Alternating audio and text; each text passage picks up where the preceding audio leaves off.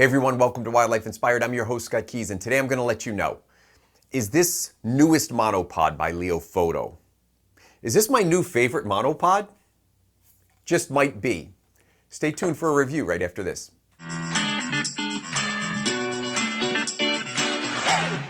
So in today's video, we're going to talk about this Leofoto monopod. I'm going to give you some overviews of monopods in general. You'll see a few of them here. We're going to compare a few. Most importantly, I'm going to tell you about this monopod and why I've really enjoyed it and what caught my eye. So just a quick backstory on how I got my hands on this one. As you know, I tell you exactly how I get my hands on everything, but I had done a review of one of the Leofoto fluid gimbals or fluid heads, and I really liked it. And they reached out, they said, hey, we really liked your review. If there's anything else you want, you let us know.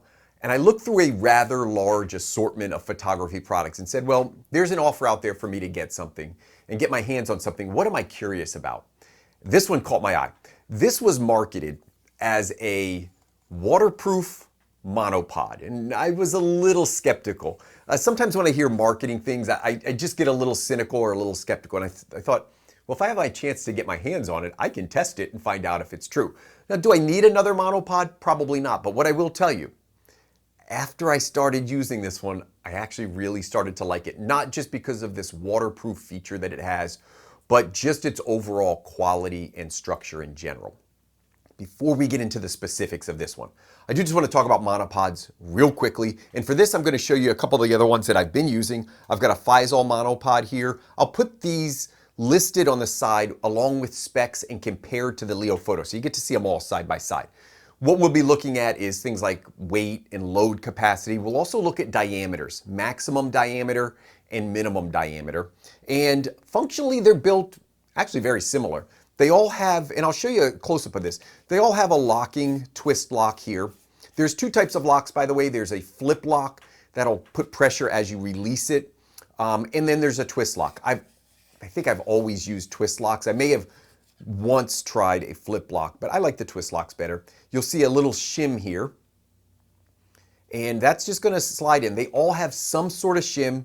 They all have an aluminum piece that threads, and they also have an aluminum coated with rubber, and that's what gives you that tension. So aluminum, plastic on the inside, nylon on the inside as a shim, and then a rubberized coating normally for grip.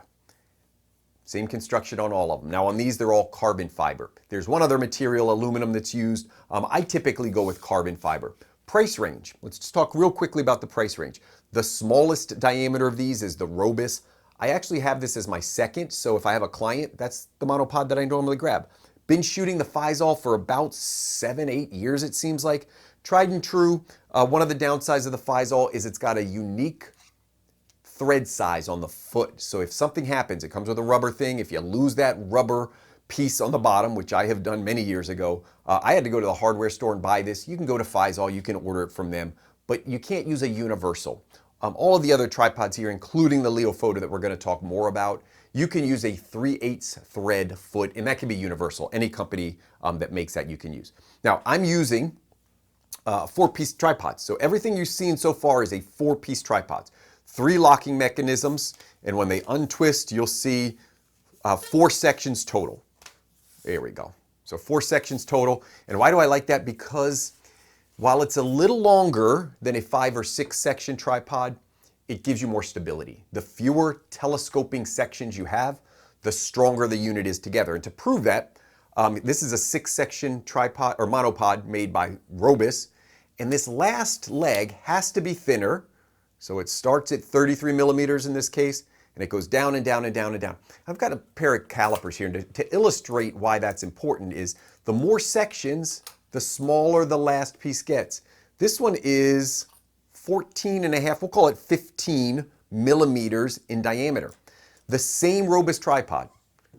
It is longer, it has fewer sections, but it's longer when it's collapsed. I should say when it's collapsed. When I measure this one, it's about 21, 22. So significant difference just in the leg of those diameters.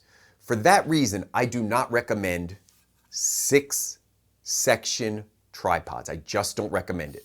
More knobs to turn. It's normally very thin on the bottom. That last section can get a little loose.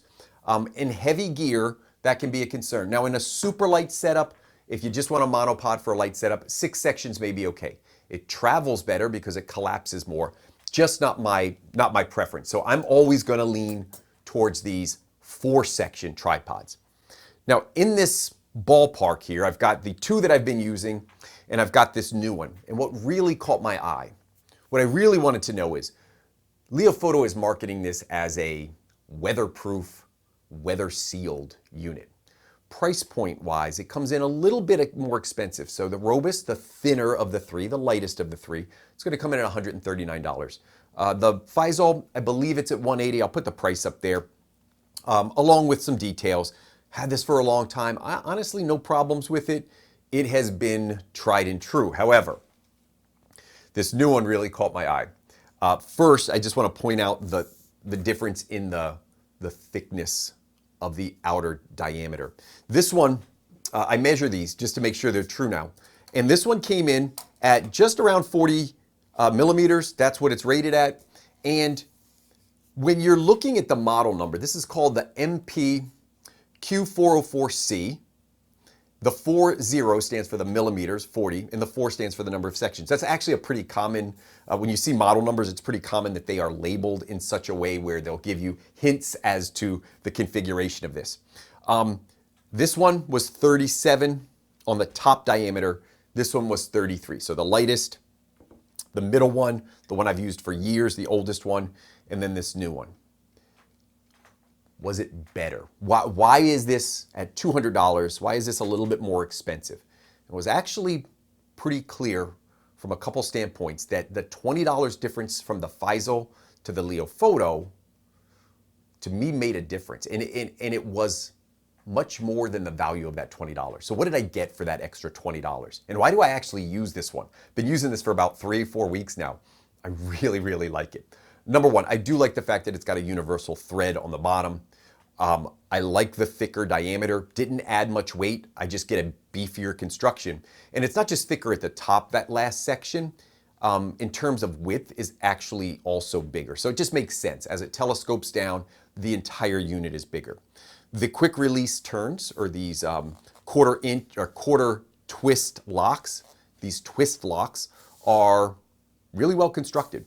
It's an aluminum, and I'll show you a close-up here. So you'll see it in the camera here. The aluminum's got edges here, and then it's got rubber on the outside. Now the other two both have rubber that goes around the entire unit. I'm going to be honest with you. I was a little concerned about one thing. Having the rubber go around the entire unit. So when you look at this piece here, again, I'll show you a close-up. When you look at this piece here, having the rubber go around the whole thing seems like it might be better in terms of having it fall off. Rubber at some point will delaminate. So this is glued on there. Could be a year, it could be 10 years, it could be 100 years. But at some point, this rubber, if used regularly, it is going to probably come off. The one thing I liked about this is if there's a problem with the rubber, it's got these ridges in the aluminum. I have actually used tripods that don't have rubber there at all. They are literally just aluminum on the handle. From a grip standpoint, the rubber's helpful. I really don't have any problems with this, and I asked Leofoto, have they ever had issues with this design? They said no, and they were very confident in this design, and I said, what if it falls off? They said, send it back and we replace it. So I can only tell you what they told me. They have not had problems. I actually like this a lot. I like the combination of the metal and the rubber, knowing that there is a chance at some point that that could delaminate, and at that point I'd have to deal with it. The good thing is, even if the rubber wasn't there, you still have a grip to turn. So I like the twist locks. Now we're going to get into this concept of waterproofing, but before I do, I just want to tell you how I got my hands on all of this. So the Robust was given to me by Robust, and again, I've used that as a second monopod for a long time. Faisal I bought years and years and years ago, so this is out of my pocket. This one was gifted to me based off of the review I did on their fluid head, and one of the understandings that I have with companies is I don't sign a contract. I will not do a quid pro quo where you give me a product and I give you a positive review. If they gift me a product, which they did here, they're under the the understanding that if I don't like the product, I will not make a video. But if I like a product, I'm happy to do it. So that's the understanding that I have with all the vendors that I work with, and Leofoto is no different. Fortunately for this one, I really like their fluid head, and I really like this. You'll notice in the fluid head video, if you ever watch that, I am critical. So I will tell you that there are things that I don't like. And if there's anything about this one I don't like, I'll let you know. There's really not much. I told you my concern about potentially delaminating here. That could never be a concern. And if it's not a concern, I actually like the design. These twist locks are thicker and bigger, and I actually like having the aluminum and rubber combination. So I actually like it, although I guess there's a potential that it could delaminate. Let's take a look at the inside here. I showed you how they're designed and how they're made, but rather than just show you here, let me show you in a video that I've already made about the weatherproofing. You're gonna get to see how it's built inside. So what I did is I took the Faisal, and I took this Leofoto, and in a very non-scientific experiment, I put them in a shower with running water, and I let it go. Now I'm gonna pull up that video so we can watch it. And after they ran in the shower, about 15, 20 minutes, I took them back to this desk and I took them apart. And here's what I found out. Looking at this Faisal, I wiped them down real quick just to get some of the loose water off the outside. Got most of it off. There could be a couple drops on there. I took this Faisal and I took it apart, and what I was looking at is there any water that got through into those threads? So it takes a while to get apart, and you'll see it. It did not take me long to realize that this was not completely waterproof. It actually wasn't waterproof at all. If you're not in the water, maybe not a big deal, but you can actually see the moisture already. So you see that moisture around the outside. That's the design. That's the shim that's inside. They've got a couple small components in there as well. And then I run my finger in there and you can see the moisture. Now this was only in a shower. This wasn't placed into water. I turned it upside down and I put it in the shower. Actually, I don't know that I turned these upside down. I think they were right side up when I put them in the shower. Then I took this one apart and I thought, uh-oh, here's the moment of truth. Is it waterproof? I took that off, no water. There was a couple drops of water on the outside, but this shim was dry. Now that's new plastic. So while it may look wet there, it is 100%, I promise you, 100% dry because I really looked for it. Those little droplets of water are from the twist lock that I took off. And then I looked at the inside and I looked at the threads. Is there any water in there? And I wanted to do this and compare it to the Faisal so we know one did leak and they were in the same conditions. Nothing. Not a drop of water inside, nothing even moist, nothing wet at all. And I felt really good about this. You can see the gasket up top. So when I talked about the construction, you could see that little gasket up top. That's helping with some water. On the twist lock itself, there is some different construction. So let's take a look at what that looks like real quick. I'm going to take this one apart. So on this bottom twist lock, I'm going to take this apart, and we saw it before. I've got a close-up video going on over here. Okay, so this is there you could see that gasket. So that's going to help keep the water out. On the twist lock, on the bottom, we could see also there's a little vinyl piece that's going to show right here. And again, you can't probably see it on my camera, but I'm going to try to give you a close-up. I might even add some pictures in here. That really seems to do a good job of stopping the water. So this twist lock in general was a little beefier, and it had the gasket on the leg, but it also seems to have a gasket on the inside, which forms a very tight seal. That's the key to this design. That twist lock seems to be, you can see the shims aren't much different, you know, same kind of nylon and plastic shim, but that twist lock seems to be what's allowing this to claim itself as waterproof. And in my quick experimentation, 100% worked. So there isn't, for me, a whole lot more to talk about. Did it do what it said? In this quick controlled experiment, 100%. And showing that another one didn't let me feel pretty good. If they had all been dry on the outside, I would have thought, well, nothing special. But the fact that one was quite wet inside and one was dry was good.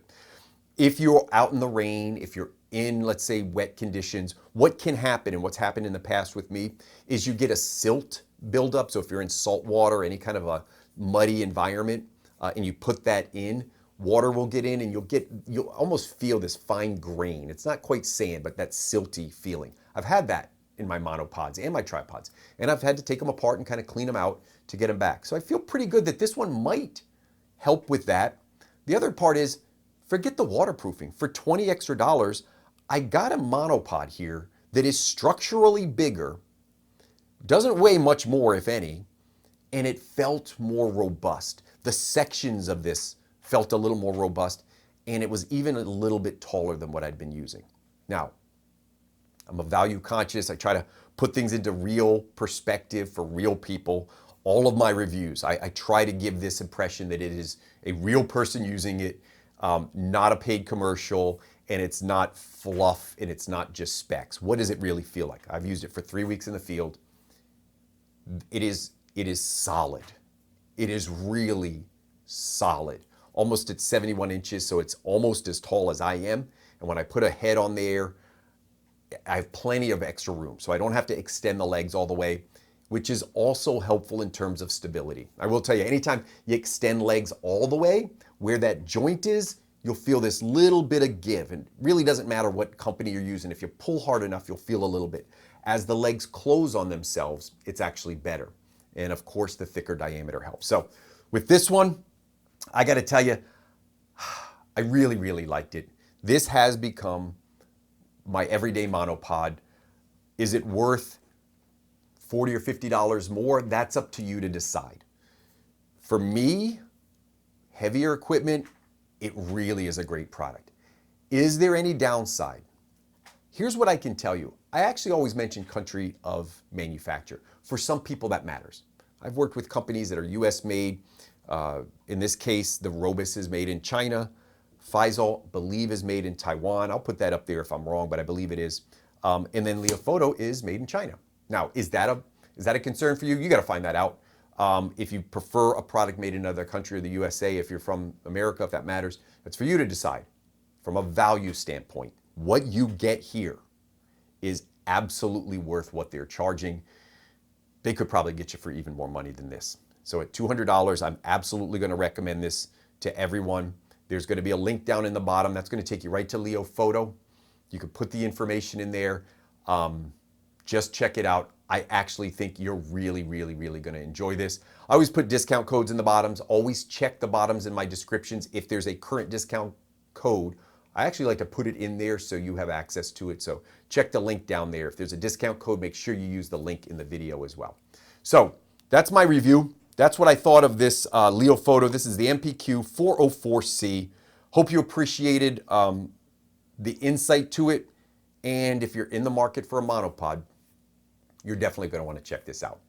Now on my playlists, you'll see this product listed under reviews, but I also do videos that are educational. I do some quick thoughts, some opinion pieces. So check those playlists out as well. And if you're not subscribed to the channel, make sure you hit the subscribe button, little bell for notifications. You're going to want to know when new videos come out. I really do appreciate your support, not just on the review videos, but on the whole channel itself. The response to my reviews has honestly been quite humbling, and thank you. Your reviews of me have been very favorable around these products, and I really do appreciate that. So thank you for watching this product review with me today. And as always, I hope we can continue to find inspiration in wildlife together.